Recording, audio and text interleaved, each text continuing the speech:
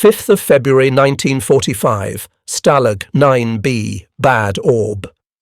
The Feldwebel slid open a steel drawer and Sam Dwyer, corporal and medic, leaned forward expecting the ordinary miracle, morphine ampules wrapped like little glass angels, splinters, a faded German label curling at the edges, dust. Somewhere outside a whistle blew and men shuffled for a pell, boots clicking on ice. Inside, the dispensary smelled of damp wood and boiled cabbage, the air already tired. Sam held up the requisition chit anyway because that was the ritual, because paperwork could sometimes push a crate across a border. The Feldwebel shrugged and tipped a chipped bottle of aspirin. One tablet rattled, then didn't. Sam nodded as if a transaction had occurred. Sam had been taught that medicine rode with organisation. The Geneva Convention pinned to the barracks wall promised bandages, inspections, parcels. In the Ardennes he had used sulphur powder, like Grace. Here he boiled water in a dented tin and unwound thread from a blanket to stitch a scalp. He would have traded cigarettes for iodine, but cigarettes were their own currency, and the market was already starved. A Polish medic beside him shrugged and said, "There is nothing to steal," and the phrase lodged like a shard behind Sam's ribs. He stepped back into a sleet that hissed on tar paper and stung like salt. At roll call, the guards recited rules in the same voice they used to miscount rations. Oberschütze Keller, 51 and grey, balanced a carabiner 98K across his forearms like a sleeping child. His greatcoat hung shiny with wear. When the ration bread arrived, a coarse, sour brick, he cut it into 8 ragged shares. His hands shook. Not from pity. Sam checked pupils with his thumb because he had no penlight. He counted heartbeats against his wrist because his watch had been taken on capture. He promised a feverish airman that morphine would come because promises were the last instrument left.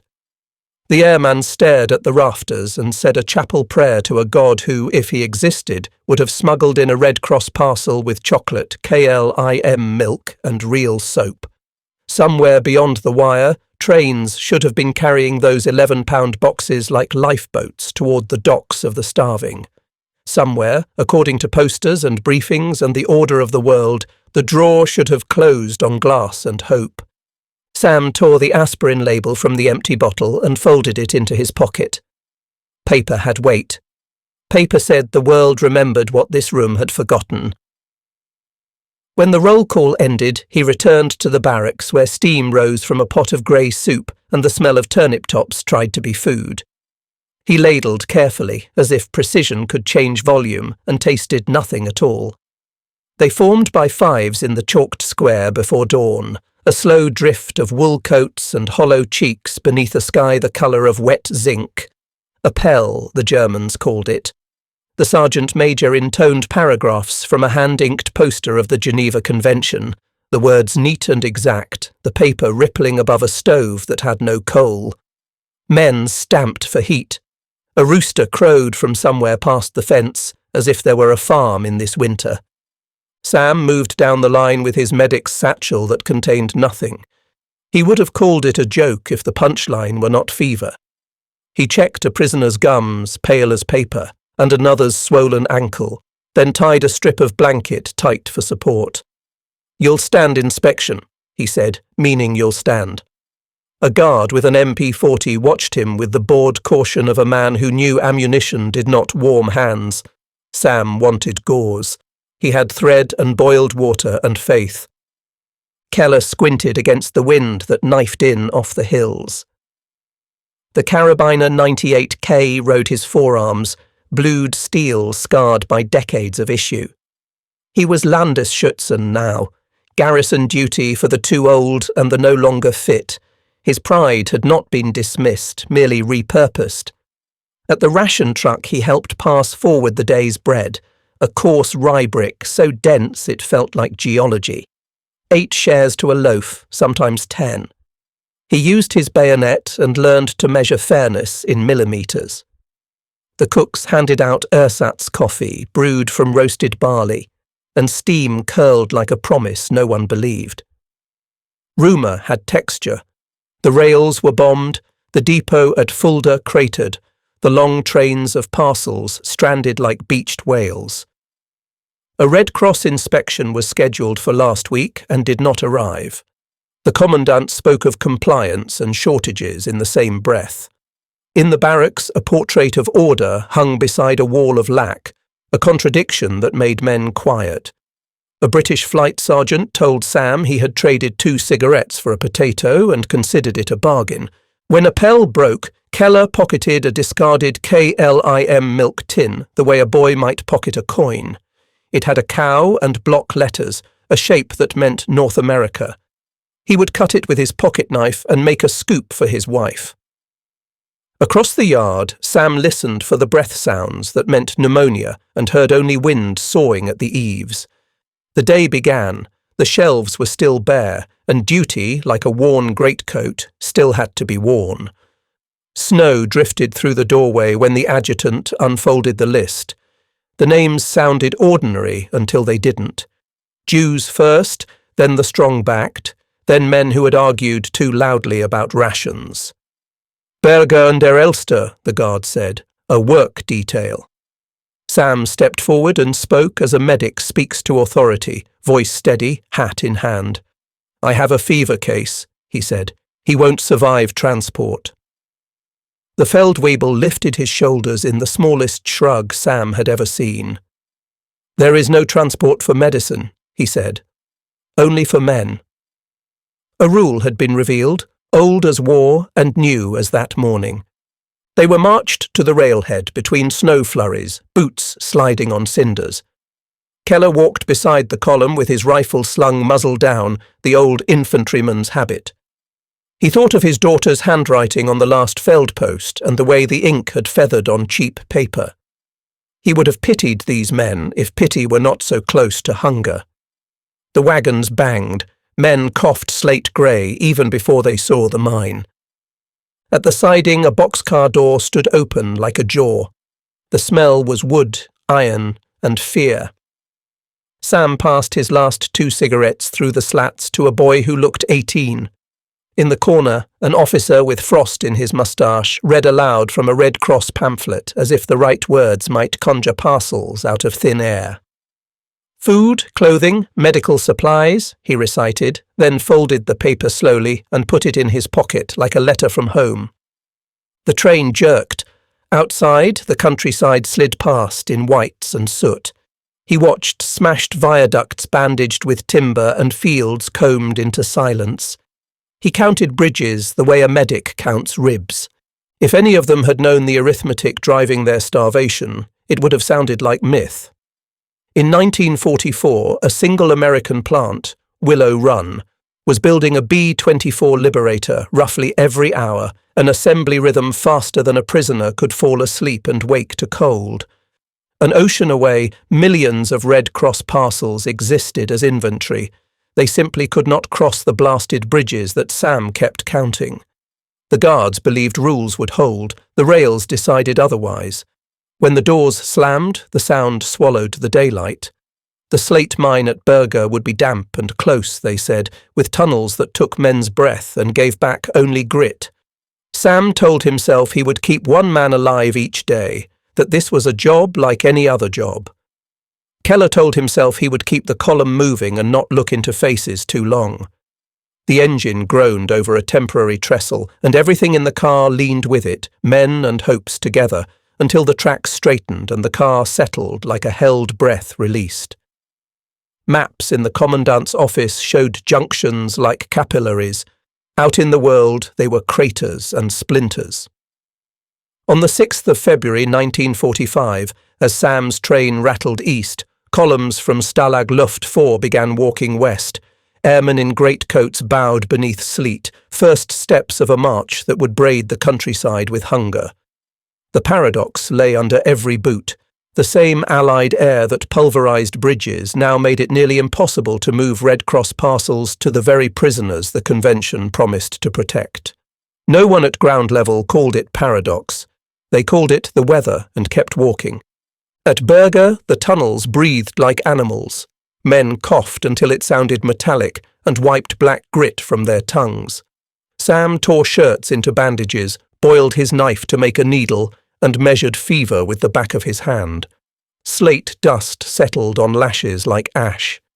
Overseers counted output by wheelbarrow, not by men.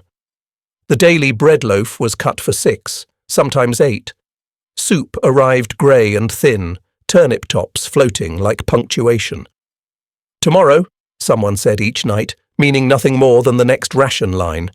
Out on the roads, the Luftwaffe column learned the exchange rate of desperation. 2 cigarettes for a potato, 3 for a slice of bread.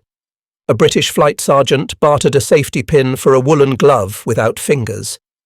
Guards in worn greatcoats walked with them, rifles slung muzzle down, a detail that said, "We are all getting wet." When the column reached a bombed viaduct, they filed down a cinder slope and up the far bank, boots slipping, wind making harp strings of the severed telegraph wires. Men who had once flown at 20,000 feet now measured progress by fence posts and breath.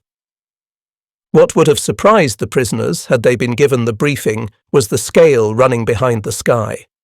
In the year just past, American factories had turned out aircraft by the tens of thousands and trucks by the hundreds of thousands, and every crate of penicillin or powdered milk was a cousin to those machines. Logistics was not metaphysics. It was axle grease, pallets, gasoline maps, radio codes, convoy intervals. The Reich possessed courage and doctrine and winter. The Allies possessed a current that never seemed to run dry. If Sam could have seen the ledgers, he would have understood why the dispensary drawer was empty and why a distant motor pool mattered more to his patients than any speech. He tightened a blanket around a shaking man and listened to the tunnel exhale like an exhausted beast. Above ground, snow turned to sleet and back again, a metronome for misery. Below, water dripped in steady ticks from the rock. Somewhere, a whistle blew for shift change with the same certainty American factories blew noon, and the contrast, though no one could name it, governed every breath they took. The first morning at Berger tasted of metal. The shift bell clanged and men funneled toward the tunnel mouth, boots sliding on a glaze of frost.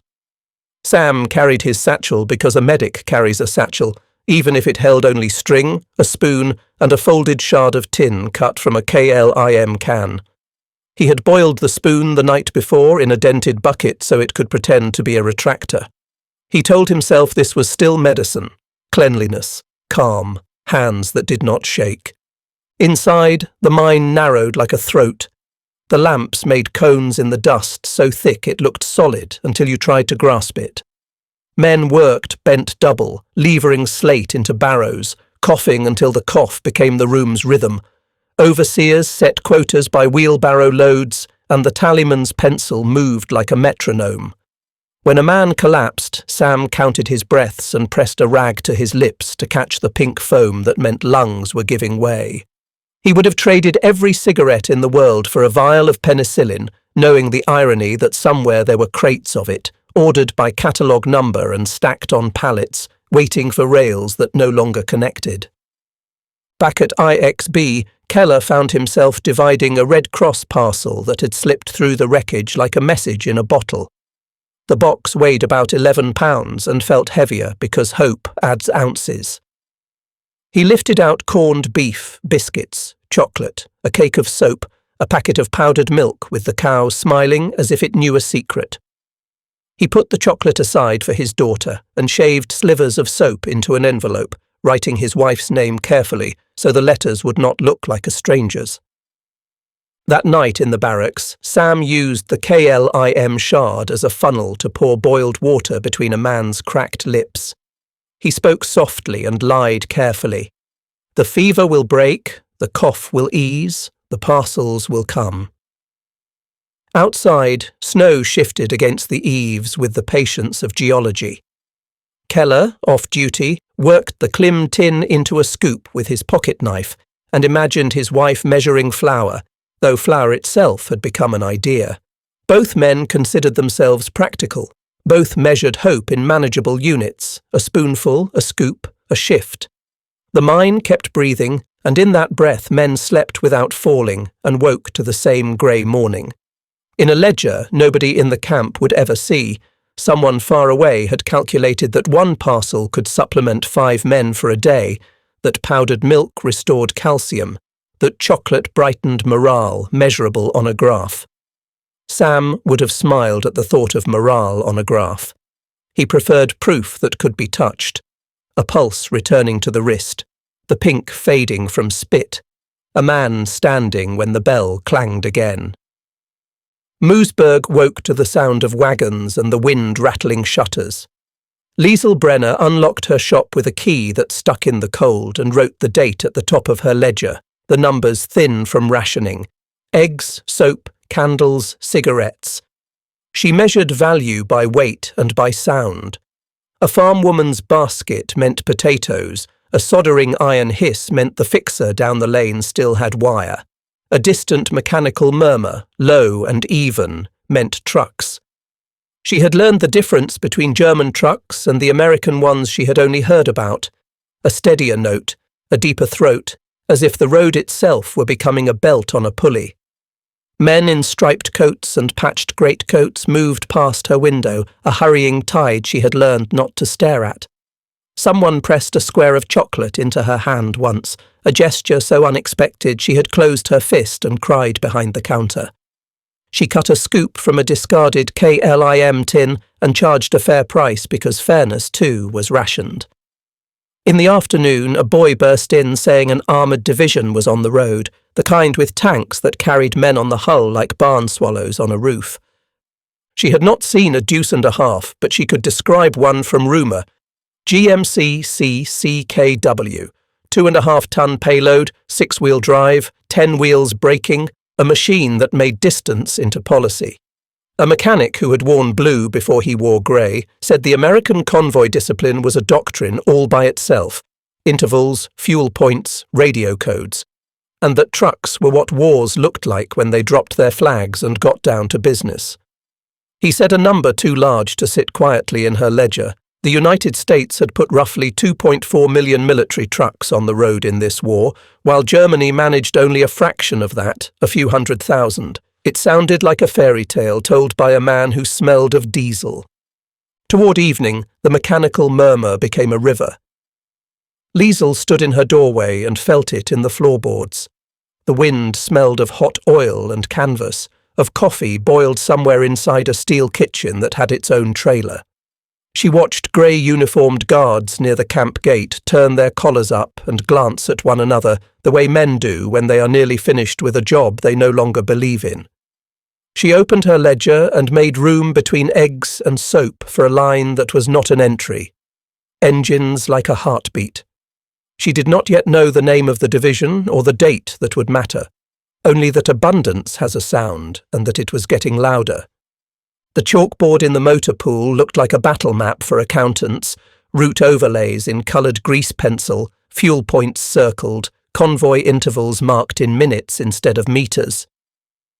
Technician 5th grade, Red Carlin, wiped his hands on a rag black with winter and gasoline, then leaned into the hood of his GMC CCKW.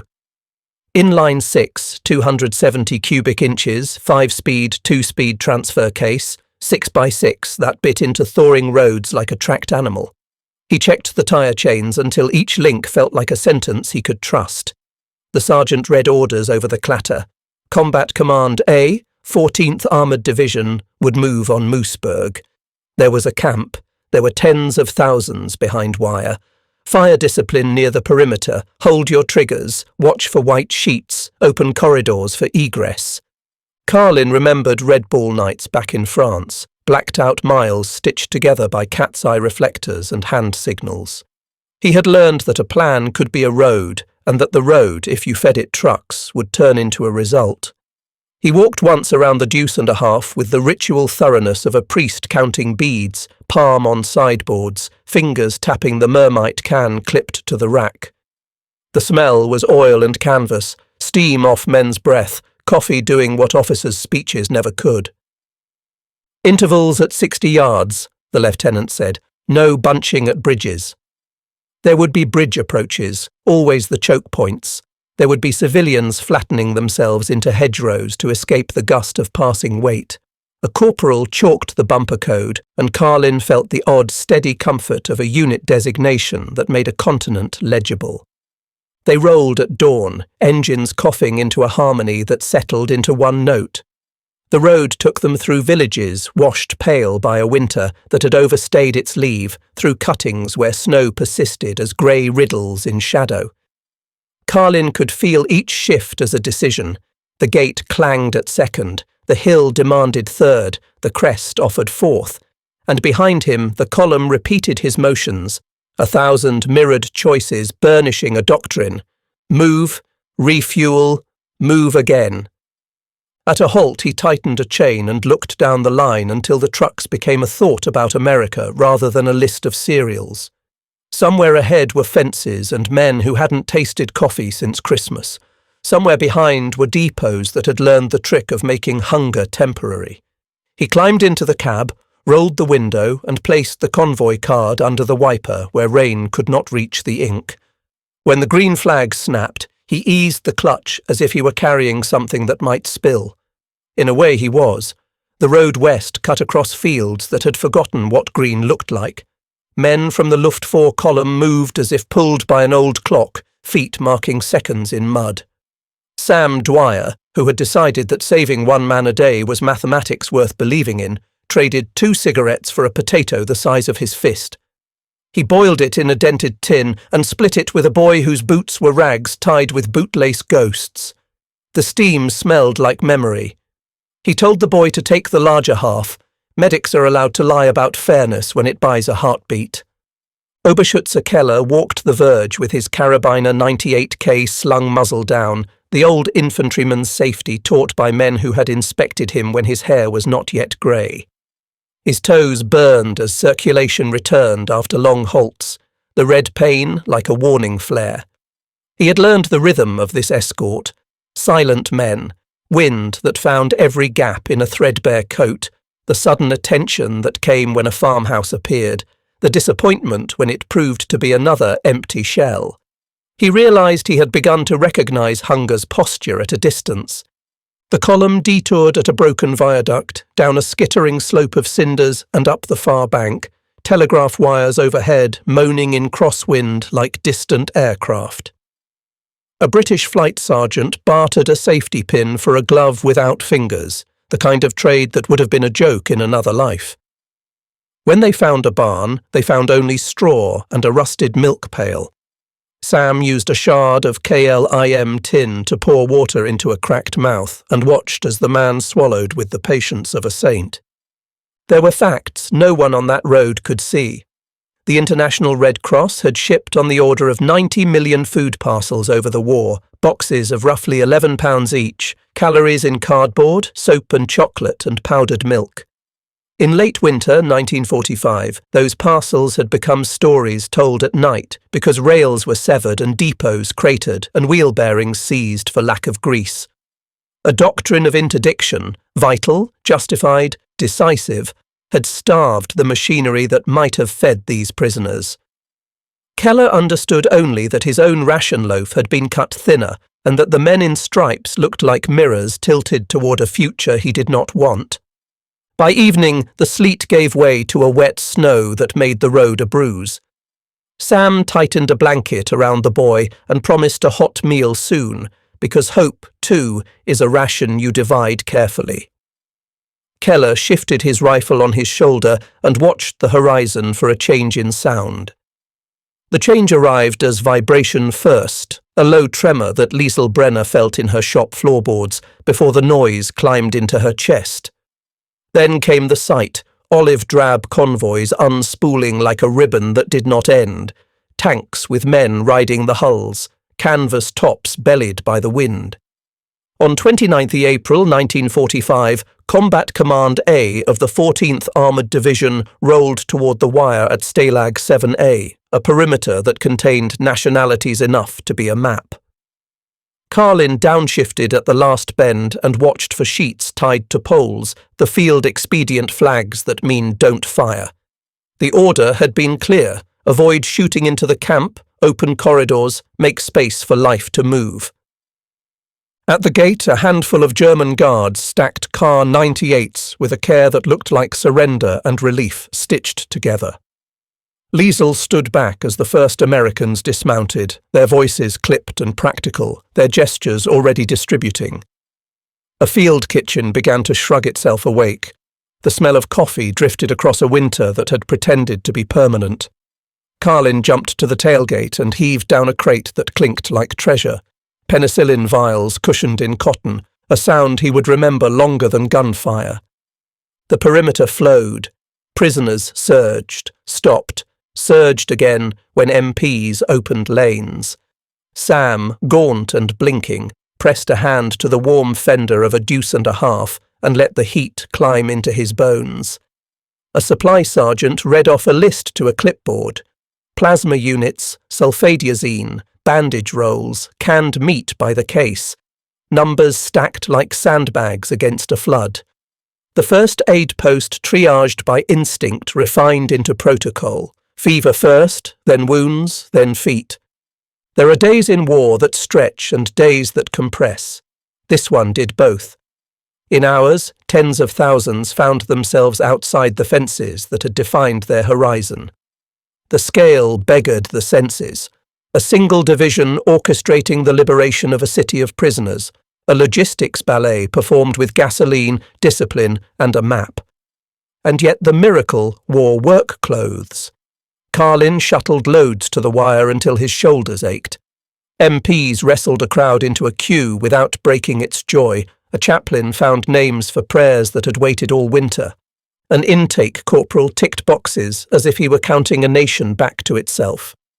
"You'll eat soon," he told a man who had stopped shaking only because the coffee was finally hot. Liesel pressed a square of chocolate into a stranger's hand and watched him cry without sound. The sky turned the colour of pewter, and the floodlights, when they snapped on, made the wire look thin as thread. Behind the gates, history shifted on its axis, and the engines kept idling like a promise made in steel. White canvas bloomed overnight on a field that had been winter-weary grass, a tent city humming with a new grammar: intake, triage, chow, transport. The sign read RAMP, Recovered Allied Military Personnel, and the word recovered did a lot of work in 4 letters. Sam sat opposite a medical clerk who asked questions in a voice built of patience. Weight, temperature, edema grade. The clerk's pencil moved like mercy. A doctor nodded at a vial that winked like a gemstone when the light found it. Penicillin. Sulfur tablets followed in blistering paper sleeves, and the smell of antiseptic announced the return of a civilization Sam recognized by its odors. Carlin backed his CCKW to a marked stake and watched a squad of Graves registration men pass in silence, then a kitchen crew humping Mermite cans like stevedores, then a quartermaster detail building a wall out of boxes that said United States of America in block letters. He had learned the choreography: unload plasma here, stack rations there, move the warmed men by ladder to the railhead, repeat. The railhead mattered again because rails on this side of the line were mended as quickly as steel and will allowed. A dietitian wrote numbers on a slate that made recovery a timetable rather than a wish. Calorie targets climbed by day: thiamine, niacin, protein, salt. Bowels would protest, bodies would hoard. The nurses had seen it all in Africa and Italy and France, and their hands moved with the authority of people who understood both kindness and math. They cut boots from swollen feet with shears and arranged blankets like orders of battle. Outside, a chaplain read from a pocket New Testament smudged by handling. He pronounced names carefully, an act of witness and administration at once. MPs with white helmets and tired grins funneled men toward delousing and clean clothes, and a barber with an army clipper reclaimed foreheads from undergrown hair, each buzz a small restoration of face. Sam sipped coffee that tasted like a promise kept and listened to the canvas slap in wind. The clipboard at the next table listed numbers for a day's work that would have looked like fiction a month earlier. Hundreds processed, dozens stabilized, Nobody dying because a drawer was empty. He would have wept if weeping didn't cost water his body needed. Instead, he rolled his shoulders and went to the next cot. Carlin, engine idling, looked at his watch and the march table taped to the dash. Another shuttle to the station, another load back from a depot whose shelves did not apologize. The engine note settled into the comfortable thrum that meant all the pieces were in the right places and that, for once, time was on their side. The briefing wall wore numbers like campaign streamers. A staff captain tapped a pointer against charts while rain ticked on the tent roof and men drank coffee standing up. The story was arithmetic and awe. The United States had fielded on the order of 2.4 million military trucks of all types in this war, a figure so large it felt like geography. Germany, by contrast, mustered a few 100,000, enough to fight, not enough to feed. Air, too. In 1944 alone, American factories had produced roughly 96,000 aircraft, a tide that turned rails and roads hazardous by day and uncertain by night. Relief had numbers as well. Red Cross parcels counted in the tens of millions, with total wartime tonnage that sounded like a port ledger rather than charity. Sam listened with a medic's skepticism for what could not be bottled. Yet each statistic surfaced as a human fact at the cots. Trucks became warmed bodies at a rail siding. Aircraft became bridges spared this week or destroyed last month. Parcels became chocolate squares that convinced a man life might resume taste. The impossible part wasn't the totals. It was the way they converted to pulses under fingertips.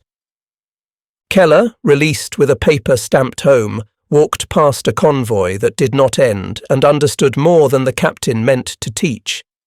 He saw old doctrine, mission, intent, execution, translated into logistics he had never imagined. He had believed in courage longer than he had believed in politics, and it dawned on him that courage without replacement parts was a fuse cut short. He tightened his greatcoat and kept walking because there was nothing else a man could do. Liesel copied a line into her ledger between soap and eggs. Engines like a heartbeat. She had learned that abundance was not a mood but a mechanism, and that mechanisms can be built on purpose. The clerk at the ramp table explained repatriation schedules in hours instead of months, a voice free of metaphor. Sam signed a line that returned him to a unit that existed on paper and would, soon enough, exist in boots again. The captain closed his pointer with a snapped hinge and said what the numbers already had. We outproduced, out-transported, out-healed. He did not say out-loved, though the hot coffee in every cup edged close. Outside, a truck engine coughed and caught, then settled into that democratic thrum that had become the soundtrack of this ending. The tent emptied like a theatre after the credits, and the road waited to be measured not in fear but in miles. Dusk pooled in the ruts, while a deuce and a half idled with its tailgate down, crates stencilled UNITEDSTATESOFAMERICA stacked like bricks of daylight after a long night. Carlin hopped once to the ground, flexed his sore fingers, and slid a box closer to the edge. The remedies of civilization sat shoulder to shoulder: plasma, penicillin, biscuits, soap. Proof that compassion, when mechanized, could be as decisive as firepower. Sam approached with a clipboard and a smile that hadn't had reason to practice in months. He signed for vials the way a man signs a truce. They spoke in the shorthand of tradesmen who respect each other's craft. Carlin allowed that engines had been kind today. Sam allowed that fevers had been kinder. A nurse walked past with a tray of sulfadiazine and the steam of stew, the 2 cents braided into one argument for the future. Liesel stood near the road, cradling a square of chocolate she meant to divide, and when an MP offered her coffee, she held the cup as if it were porcelain rather than enamel, warmth sinking into bones logic couldn't reach. Keller, hat in his hands, watched a forklift lift its forks under a pallet as delicately as a midwife. He had spent a winter guarding absence, and now found himself staring at a presence so dense it seemed like weather. He thought of the poster of the Geneva Convention in the camp yard and how it had read like scripture in a church without bread. Here, scripture had acquired trucks. He nodded at nobody, a gesture of respect a soldier gives to good work, and turned toward a road that was finally only a road. There are numbers that lodge so deep they become music. One factory in Michigan had once produced B-24 Liberators at a pace that sounded apocryphal, roughly 1 bomber an hour at peak, while across the continent other plants stitched together fighters and transports until the sky itself seemed scheduled. Over the course of the war, relief agencies shipped on the order of 90 million food parcels to prisoners and internees, an impossible-seeming number until you saw a single box change a man's face. The truck fleet, counted in millions, was not a boast, but a bridge. The engine notes thinned as the column eased into night movement, each vehicle finding its cadence. Sam tucked a penicillin vial into his pocket as if it were a medal earned by a country rather than a man. Carlin climbed into the cab and set his boot on the clutch like a promise. Liesel took one bite of chocolate and closed her eyes. Keller began the long walk home with shoulders lighter than he deserved. The last sound was the even, democratic hum of engines doing the quiet work of victory, a lullaby for a continent that would sleep without sentries again.